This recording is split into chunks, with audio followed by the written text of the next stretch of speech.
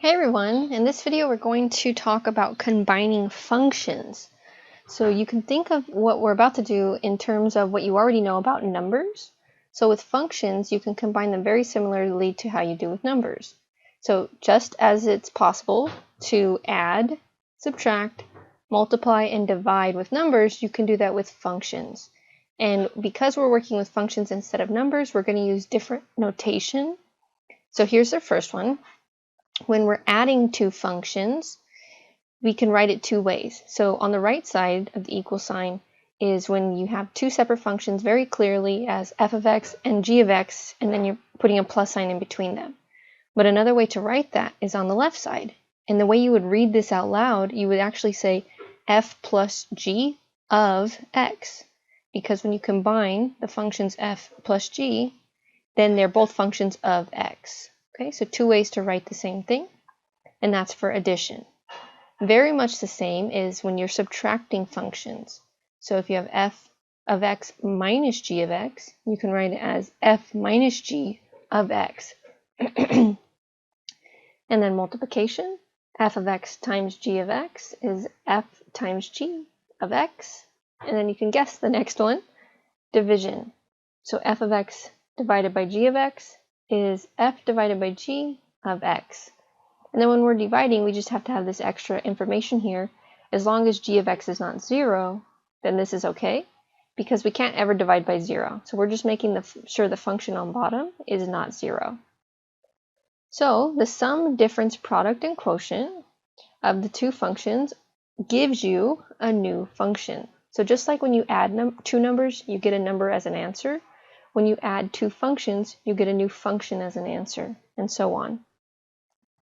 So let's take a look at this example.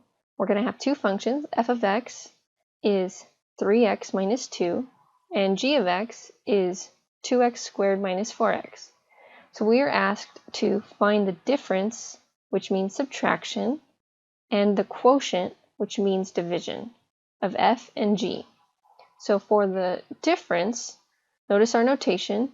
We're saying f minus g of 3. So let me just make sure you understand what this is saying. This is saying subtract the functions, but then evaluate them at 3. So this is like f of 3 minus g of 3. You're plugging in 3 into the functions. Okay, so first we're going to start with an x, and then we'll plug in a 3 later. So f minus g of x is exactly the same. It's just f of x minus g of x. And so be careful, anytime you're subtracting, make sure you use parentheses around what you're subtracting. That way you distribute the minus sign. So you're going to subtract 2x squared minus 4x, and then this minus sign is going to distribute. So this becomes a plus 4x. And then from here, combine any like terms, and hopefully you can see which ones combine. It's going to be the 4x and the 3x. So we have negative 2x squared is the term with the biggest exponent. We're going to put that first. A total of 7 x's, and then minus 2. Now remember, the question was to evaluate this at 3. What's f minus g of 3? So now we still have to plug in 3 into this in just a minute. So let's do the quotient next. So we have the quotient, which means division. So we're going to divide our two functions. So we have 3x minus 2 on top, divided by 2x squared minus 4x on the bottom. And normally what we would try to do here is see if we can factor something out, and if it can factor, then we could divide it. And the only thing we can factor is on bottom. Both terms share 2x, so we can factor that out. However, nothing will cancel or divide because there's no common factor on the top, on the numerator, as there is with the denominator. Remember, factor means multiplication. So just because there's like a minus 2 here and a minus 2 here, it doesn't divide out. It's not being multiplied. It's actually being subtracted. And then we just have to add a little piece of information. When we have a function like this, we want to make sure that we're clear that we can't plug in anything that would make the denominator 0. So in this case, if we plug in 0, or if we plug in 2, the entire denominator would become 0, and so we just add that into our answer. We say as long as x is not 0 or 2, then this is a function. Okay, so now plugging in 3. F minus g of 3, we already did the work, so you can actually plug it in here, or you can plug it in individually into the original two functions that we were given. So f of 3 minus g of 3, we already did the work, so we'll just plug it into the answer. But you will get the same result if you plug in 3 back into the original. So then if we plug in 3 and we evaluate, this is going to be 1. Now real quick, let's just verify what I was saying. If I plug in 3 ahead of time, before the subtraction, look what happens. So I'm looking back up here. If I plug in 3 into f of x, I'm going to get 3 times 3 minus 2. So that's going to be 7.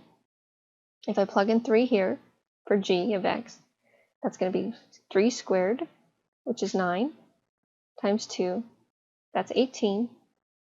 And then if I plug in 3 here, that's going to be take away 12. So 18 minus 12 is 6. 7 minus 6 is 1. So just another way to do it, just so you're aware. All right, now there is a new operation. Everything I just showed you was 4 things you already knew about in terms of operations. So the operations you already knew about: addition, subtraction, multiplication, I'm just going to draw a little dot, and division. Okay, now for the first time we have a 5th one, composition, and it's only with functions, and the notation for it, the symbol is like a little open circle. So it's a little open circle. So to compose means to bring things together or to combine them. Just like you know outside of math class, if I were to compose a melody, I would put different music notes together. So in this class with math, when you're composing a new function, you're putting functions together to get a new one. And so a composite function is a function within another function. So you actually put one function into where x would go into another function. And we'll walk through it so you'll see what I'm talking about. Often one quantity is a function of a second quantity that depends, in turn, on a third quantity. Okay, I know that sounds kind of wordy, but here's an example. The cost of a car trip is a function of gas consumed. The amount of gas consumed is a function of the number of miles driven. Okay, so the cost that it's going to take, like I have to pay to go somewhere in a car, depends, yes, on how much gas I use, but how much gas I use depends on how far I went, how far I drove. So cost depended on gas, gas depended on miles driven. So that isn't this idea. Remember, you can think of a function as a machine.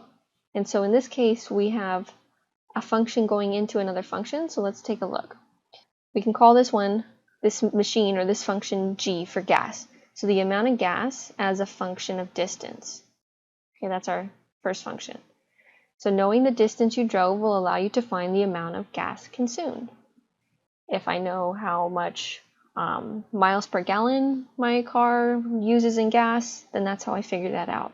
So the distance is the input into our function g, and what comes out is the amount of gas. Okay, so if I know I'm going 30 miles, maybe that's 1 gallon of gas, or depending on your vehicle, that will change.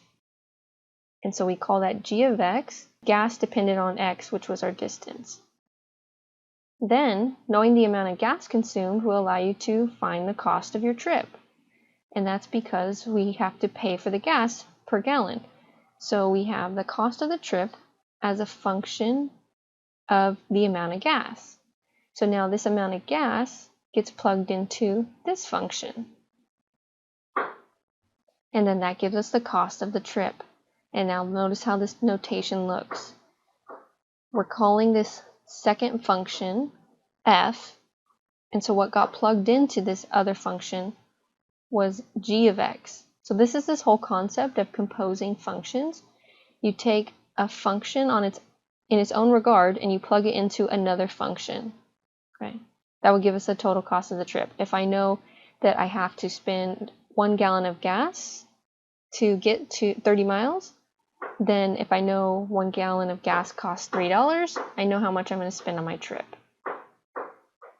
So you can find the cost of your trip by knowing the distance you drove using a composition function.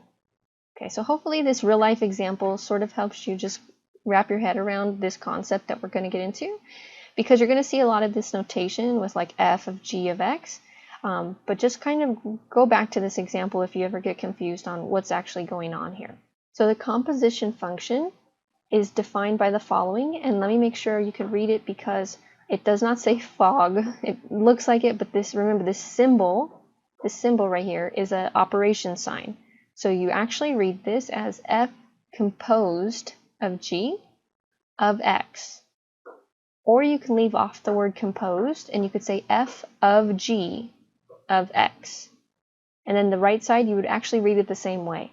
F of g of x. So just put the word of in there. F of g of x. And you could say the whole thing, f composed g. All right, so how about this example?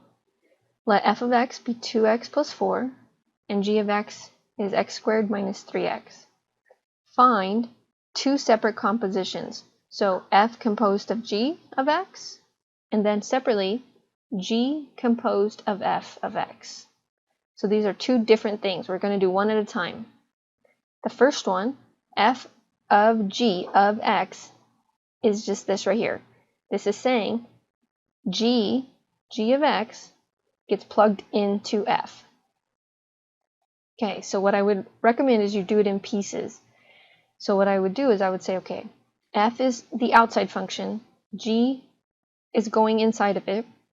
So if I write it like this, f of g of x, right here in my parentheses, I just replace g of x with exactly what g of x equals.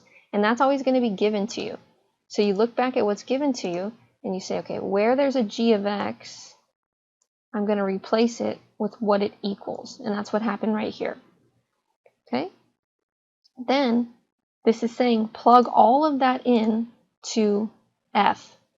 Okay, so normally we plug in x or a number right here. It would be like f of a number. But you're not plugging in just one number. You're plugging in this entire expression. So this whole expression in the parentheses is getting plugged in right there in this spot for x. Okay, so I'm going to replace exactly this x with what's in the parentheses. So we had a 2 times what used to be x plus 4. So we kept the 2 times something plus 4. And then that something was our entire other function, g of x. At this point, at this stage in the work, it gets a lot easier. So one of the parts that you just have to kind of start to understand is this step right here, going from this step where it says f of your function, g, and then going into plugging it in. Once you're here, it's just regular simplifying. So you're just going to distribute the 2, and we get 2x squared minus 6x plus 4. So you just created or composed a new function from two other ones by taking g of x and putting it inside of f of x. And this is your first composition of a function. Okay, let's try the other way around. Feel free to pause this if you think you understand and see if you can get there before I do. Okay, so we have g of f of x. And so notice what's going to happen. Exactly where there's a parenthesis, I'm going to replace it with what f of x equals. So let me change my color. I'm looking back at what was given to me. Let's go purple. F of x is 2x plus 4. So right here in the parentheses, I'm going to replace that with 2x plus 4. Okay. Now, this notation, this math notation, is saying take what's in the parentheses and plug it into the g function. Okay? So this is saying to you, this is, if you read it mathematically, you read it as this, g of 2x plus 4, which means you take what's in the parentheses and you put it right into the x spots back here. Okay. So what's in the parentheses always takes the place of x. So g of x, which used to be x squared minus 3x, now becomes g of 2x plus 4 which is 2x plus 4 squared minus 3 times 2x plus 4. So what was right here for x, quantity squared, we have our f function, quantity squared. And then minus 3 times that, minus 3 times that f function. And then we simplify. So once you plug it in, the rest is just simplifying. We're going to have to FOIL out the first two terms. So if you FOIL those out, you're going to get 4x squared plus 8x plus 8x plus 16 from FOILing these two. And then distribute a minus 3 into the terms in the back. And then combine like terms. Combine all the x terms, and then combine the constant terms. So we end up with 4x squared plus 10x plus 4. And this is a new function. So we got another new function composed of these two original ones. So we actually created two new functions out of the two given to us, depending on which way we composed them. Now, let's use our previous results to find the following. So one of the things with math is just understanding what it's asking you. So when you see this, like think about what this says before I say it out loud. It just looks like kind of some symbols, right? Some symbols in a number. But here's what it really says. It says g composed of f of negative 2. In other words, this says plug in the f function into g and then evaluate that at negative 2. Okay. Because we've already done the work, we don't have to start all the way over from the beginning. We just look back at our result. We already found g of f with x, like plugging in x. So this is our result. Now, this is just asking us, when we composed our functions this way, plugging f into g, what do we get when we plug in negative 2? Okay, so the other way to write this, if it makes more sense to you, you can write it as g of f of negative 2. And then everywhere there's an x here, just replace it with the number that we're asked to look at, negative 2, and then simplify. Okay? And we get 0. So this composition is 0 if we evaluate it at negative 2.